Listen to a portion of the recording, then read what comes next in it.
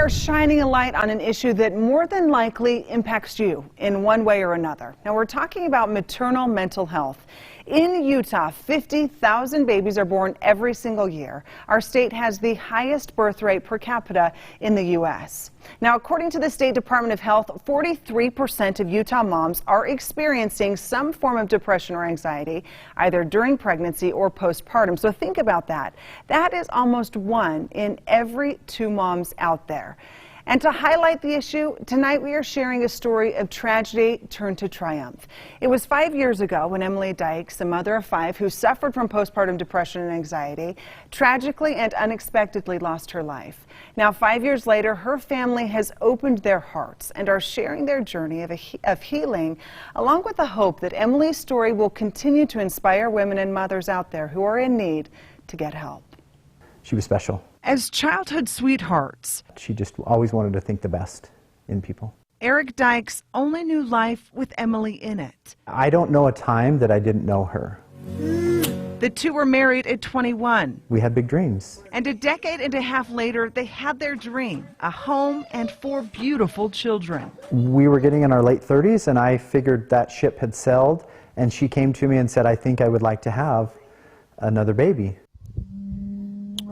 Trey was born March of 2015. Felt blessed to bring a 5th into our family. But shortly after Eric and Emily got home from the hospital, something had changed. I could sense that she was different, and the anxiety was something that I had never experienced with her. She looked me in the eyes with a blank stare and was saying, I'm not feeling good, I'm not happy, I can't do this anymore. Something was wrong. They desperately wanted to make what was wrong right. Emily would be diagnosed with postpartum depression and anxiety. She went on medication. In hindsight, she probably pushed too hard to get off the medications.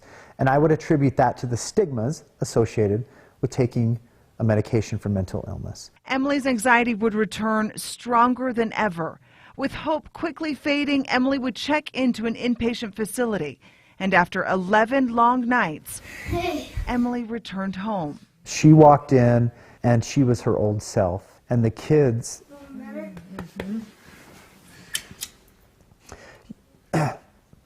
you could see it in the faces of the kids that they had their mom back. Thinking the worst was behind them, the family describes the next 2 weeks as bliss, until they weren't. She came to me on a Saturday night. She grabbed my shoulder and she kind of nudged me a little bit, and she whispered in my ear that it was back. Emotionally exhausted and overwhelmed, Emily decided to take a break and go visit her parents. But on the drive back home with her father, Emily suffered a panic attack.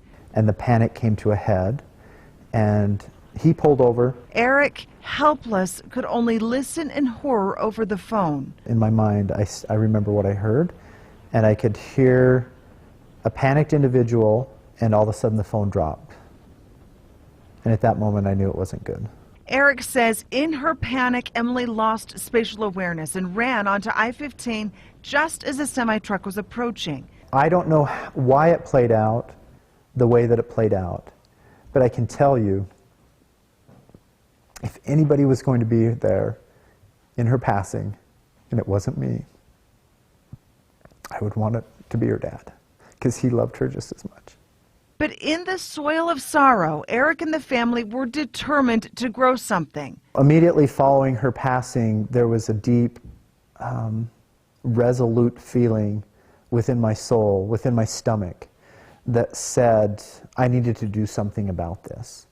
And whether that was Em nudging me or just my own self wanting to push the message, I don't know. Now, 5 years later, so much good has grown. Family and friends started a foundation called the Emily Effect, spreading Emily's story and bringing postpartum depression and anxiety to the forefront of discussion. And Eric's family of 5 has since turned to a family of 8, marrying Leslie Huntsman Dyches, who's tasted similar trauma with the loss of her husband years ago. April 2015, he lost his life to mental illness. The two living for each other, their now blended family, and the legacy of their loved ones lost. I'm thankful that our hearts will heal, scars remain, but the hearts heal, and we're able to move forward.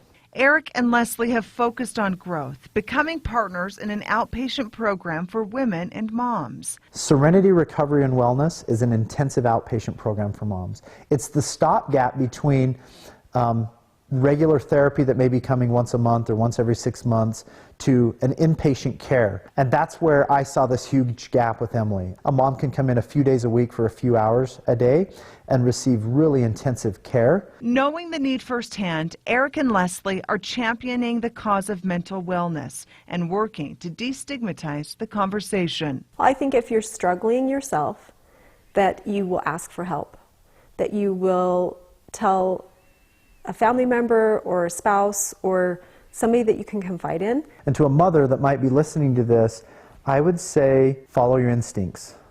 That intuition will guide you to know that you're not feeling like yourself and you should reach out.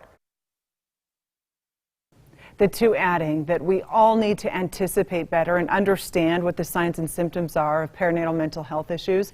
Now, we'll have the story and resources posted on our website, abc4.com, but this discussion isn't over. Coming up tomorrow night, we talk to Emily's sister and co-founder of the Emily Effect. Again, that foundation dedicated to pregnant and postpartum mothers.